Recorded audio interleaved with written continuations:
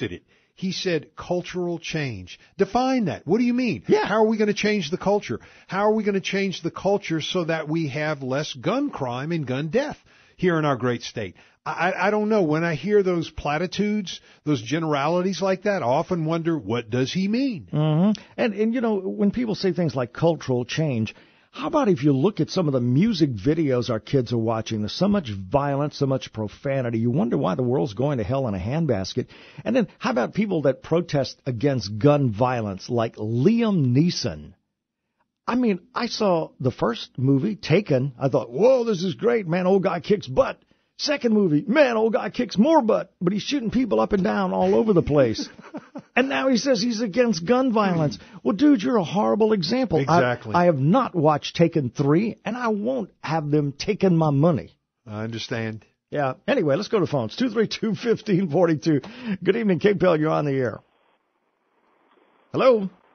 Yes, good afternoon. Yes. Thanks for taking the call. You're welcome. The cultural change he's talking about, America has become kind of a wimpified, yuppified nation. People whine. They want to ban everything. They're scared to death of shadows. He's talking about a cultural change. People, it's like these Rambo wannabes with their AR-15s looking at themselves in the mirror.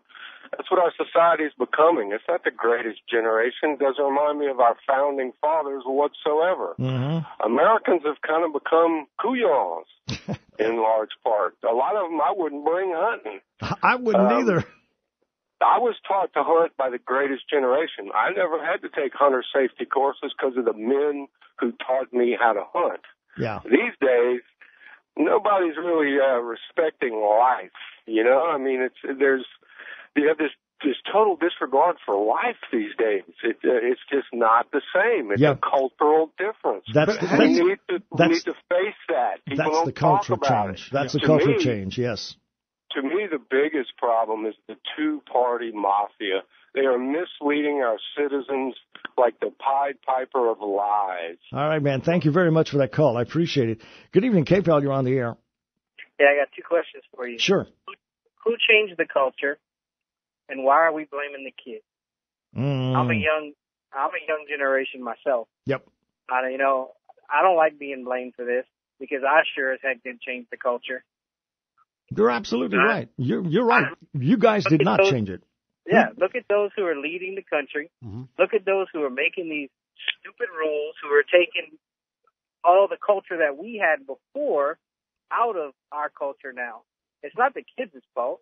Well, you know what is, we've talked about this before. Hollywood is making movies glorifying all of this stuff. Right. Movie videos and stuff like that. You know, it's like this stuff is so over the top, but they do it to sell. Exactly. Who changed it? I can give you a general answer. The influences on the young people and our society as a whole have, quote, changed the culture.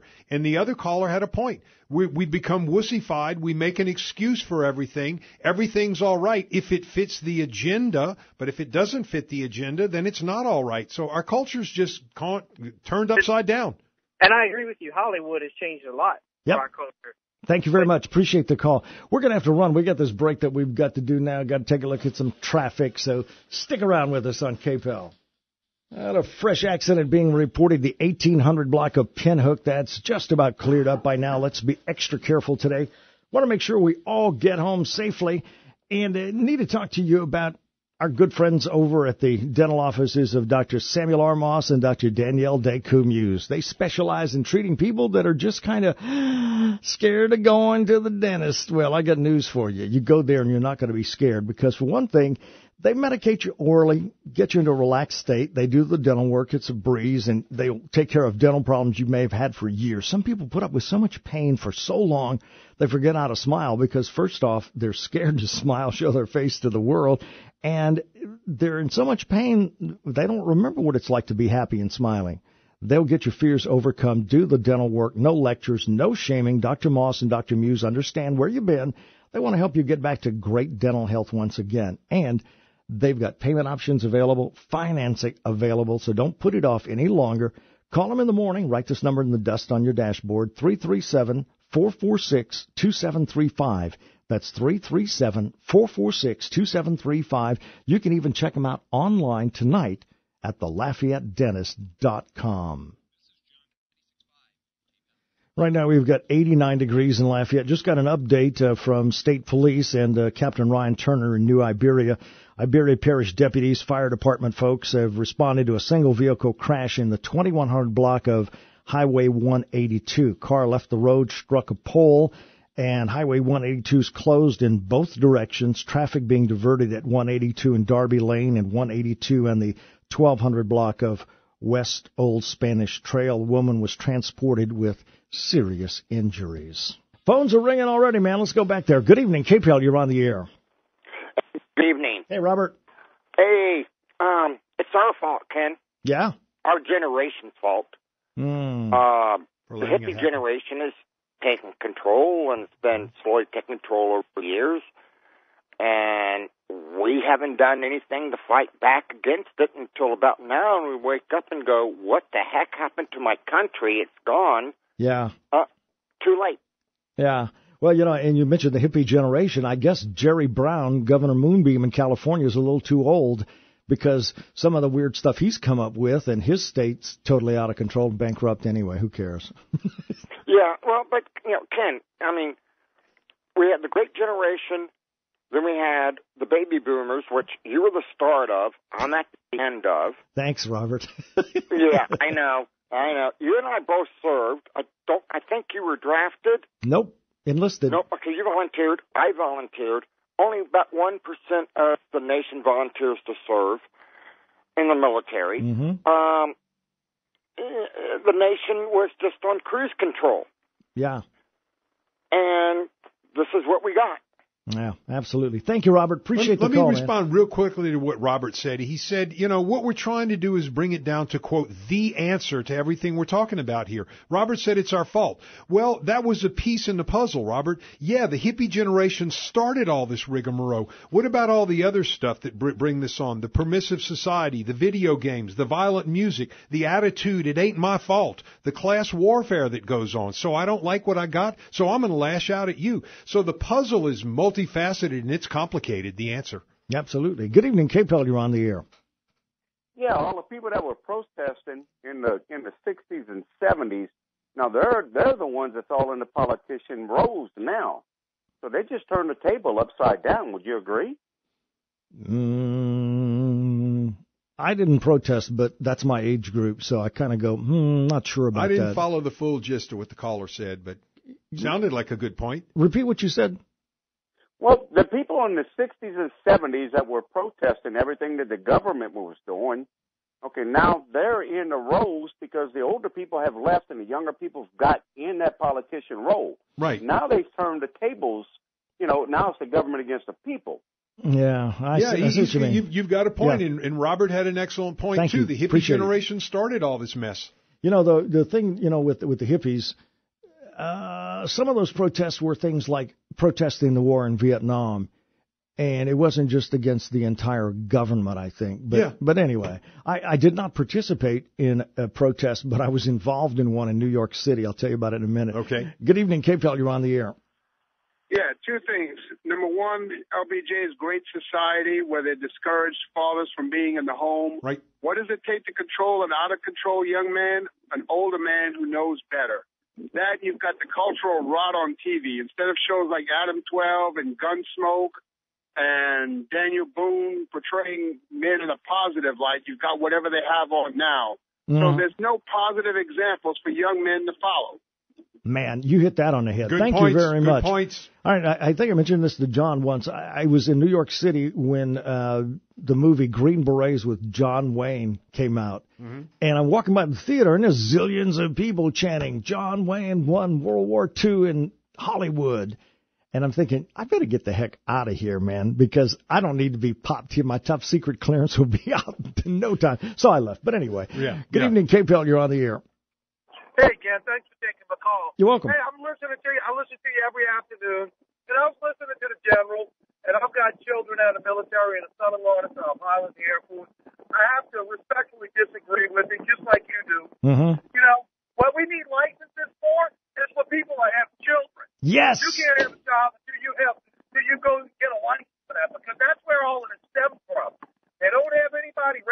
children and teaching them any kind of values or morals, anything. So they're just all off. And guess what? Just like you said, the video games, the movies. That's what's teaching them their values and morals. And that's why we're seeing what we're seeing. Absolutely. Thank you very much. And, he brings up a good point with that about, in theory, you have to get a marriage license.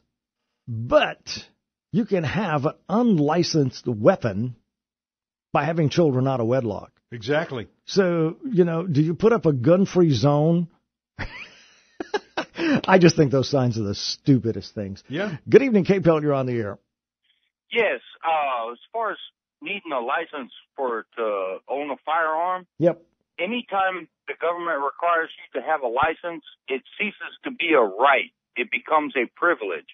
It's a privilege to drive because you need a license. Mm-hmm. You need a license to get married, but you don't need a license to defend yourself. If they make it to where you have to have a license to defend yourself, it will cease to be a right. And they're going to use that to take it away from us. Yeah, the only people that have that privilege is people in power. Yeah. I love your show, man. Thanks, guys. Thank you very much. We appreciate it. Oh, man. Good evening, Kate Pelt. You're on the air. Good evening. How you guys doing? Just great. Just great. Speaking of culture, the cultural decline started around 1964 when a certain party wanted to build a voting bloc, and in order to do so, you did not receive the benefits unless you had a fatherless home. And that is when what we have today began. So when General Honore starts talking about cultural changes, I don't think he would want to hear what the real cultural changes need to be. Yeah. I think his political stripes are different from mine. Yeah. But you're independent now. Yeah, absolutely. Thank you.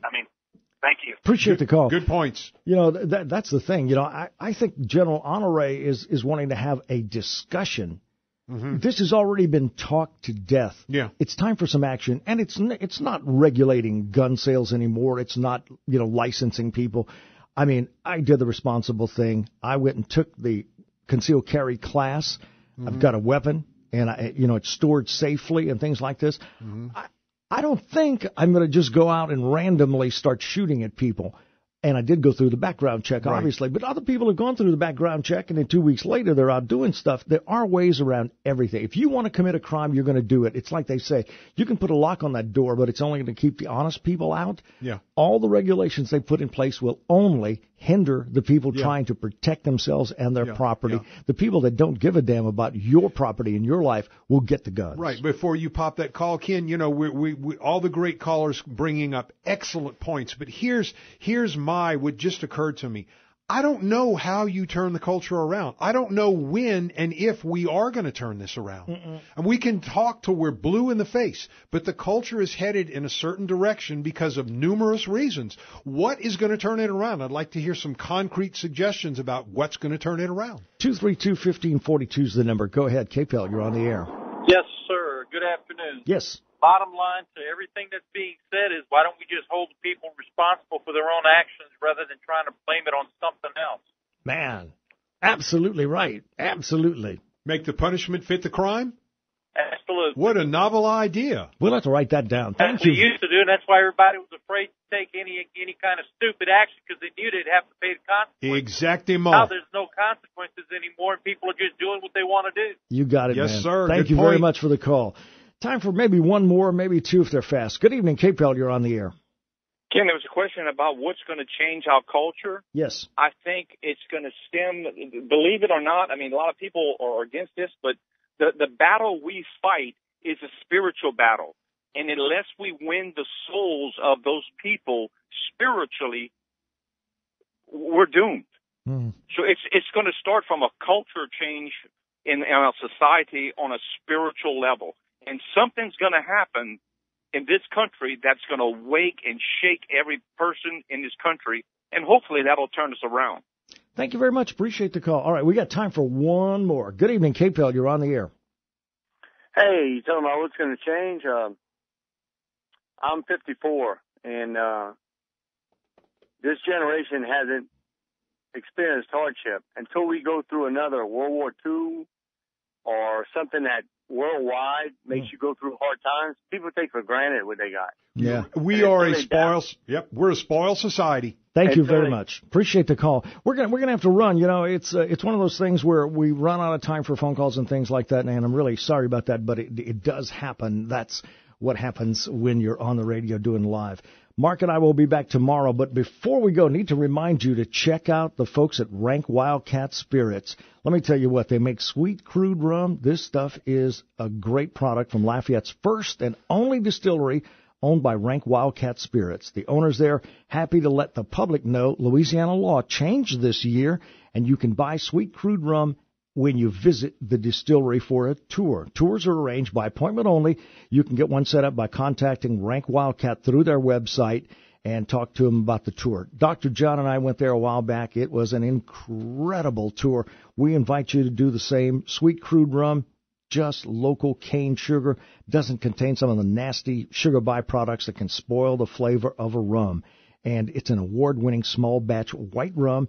And we even had some dark rum there. It was really, really interesting. We urge you to check them out on Facebook. Go to facebook.com/Sweet Crude Rum or Rank Wildcat Spirits and set up your tour. You're going to enjoy it, I guarantee you. And then you can buy yourself some rum. And I can tell you for a fact, it does make for some incredible dark rum sauce when you do pork tenderloin, and maybe we'll do that recipe sometime soon. But stop by and visit with them. You can arrange the tour yourself. It is some incredible place. It is really nice. Talk to David Moe and the whole gang out there. They'd love to have you come by. We'll be back tomorrow and hope you will too. 5 till 6 on KPEL.